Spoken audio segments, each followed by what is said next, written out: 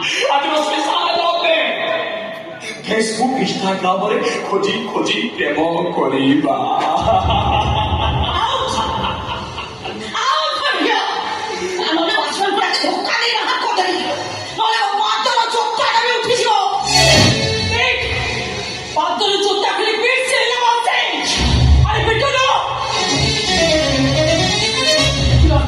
स्वामी को मोड़ शांति हवा जेबे दीदी तेलीचा सच तेते तोड़ को खसी गलो अरे वास्तव सबल को तो स्वामी ने अधिकार न दे पारो तथापि से जड़े पुरुष गोटे नारी है गोटे पुरुष अपने को चोता उठेबा को विवेक तो का बाधा दौने सी दीर्घ जगह पे काम करके असदा किंतु समिति कहना अमित्री सब रागरसा कमी गले तो परिवर्तन हेछि एमिति परिवर्तन हेई गलो जे निज रक्त पुरीटाको तो चिनी पाइलोनी ता देहरे तो कलंक लगे देलो ताको काट करे ठिया करे देलो एतिति तथापि सब दुख को पछरे पके मो तो पाखक ताई आसे जिके साहाय्य पाए की साहाय्य तो दरकार वास्तव भाई केना सेफालाइटिस डिजीज हेछि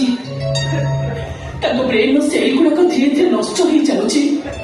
भल करने बहुत गुड़ा टंका दरकार तो बापा कह टंका दे वास्तव में भल ही जाते मुझे चाहूँगी तो वास्तव भाई जिते जल्दी मरीगले मत चाहूँगी सेलिना जिते शीघ्र मरीगले आउ कहीं कहबेनि जे मु सेलिना मानसी उपपति सब कहूँ टंका मागिबाकू आसबि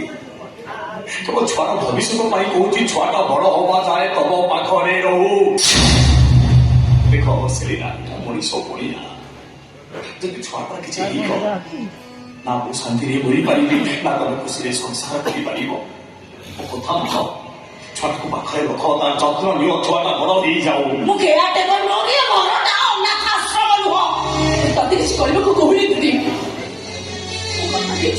ମୁଁ ବଞ୍ଚିଥିବା ଯାଇ ତୋ ଛମ ପୁଅ ଏ ଦିଦି ତତେ ଭିକ ମାଗୁଛିଲୋ ମତେ କିଛି ଟଙ୍କା ଦେଲୋ ଦିଦି କିଛି ଟଙ୍କା ଦେ ମତେ ମୋ ବିନା ଅନୁମତିରେ କେହି ଟଙ୍କାଟେ ବି ଦେଇପାରିବେନି ନହେଲେ ବାସ୍ତବରେ ମରିଯିବେ ମରିଯାଉ ଆ ଦେଶରେ ଦିନକୁ ହଜାର ହଜାର ଲୋକ ମରୁଛନ୍ତି ନହେଲେ ଆଉ ଗୋଟେ ଲୋକ ମରିଯିବ କଣ ଦେଶଟା ଜନଶୂନ୍ୟ ହେଇଯିବ ଯିଏ ମରିବାକୁ ଯାଉଛି ତାକୁ ଛାଡ଼ି ଦିଅ ସେ ମରିଯାଉ ତାହେଲେ ମୁଁ କହିବି ତମେ ମୋ ବାପା ନୁହଁ ତମେ ଗୋଟେ ରାକ୍ଷସ ମୋ ମୁଣ୍ଡରେ ନିଆଁ ଲଗାନା କହୁଛି ମୋ ମୁଣ୍ଡରେ ନିଆଁ ଲାଗିଗଲା ତ ତଣ୍ଟି ଯିବି ରକ୍ତ ପିଇଯିବି ବେଶ୍ୟା ମାରଙ୍ଗଲା ଭିଣେଇ ସହିତ ବାପ ସମ୍ପର୍କ ରଖି ଭଉଣୀର ସଂସାର ଭାଙ୍ଗିଦେଲା ପରେ ବାପକୁ ରାକ୍ଷସ କହୁଛୁ ଟଙ୍କାଟେ ବି ଦେବିନି ଜୀବନ ପ୍ରତି ଯଦି ଲୋକ ଅଛି ବଡ କହୁଛି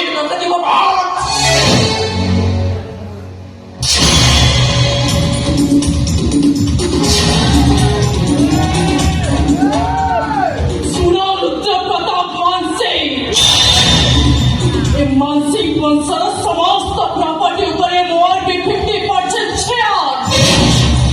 वो शेयर को बिक्री कर देबी आलिशान बंगले को दी भाग कर देबी राइट तमे चुप लो तमे कोन तकता मानसे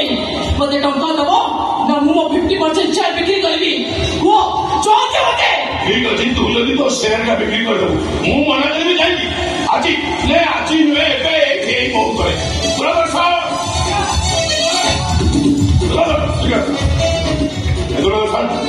मो सान जो शीतल का 50% शेयर बिक्री कर दो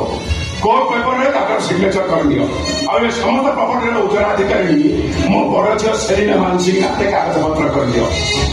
मो टंका दे आसुची तमे वकील देवा प्रस्तुत कर हला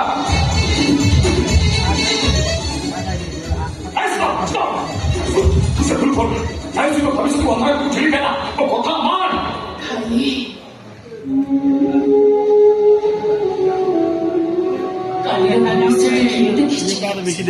काली कहा जीवन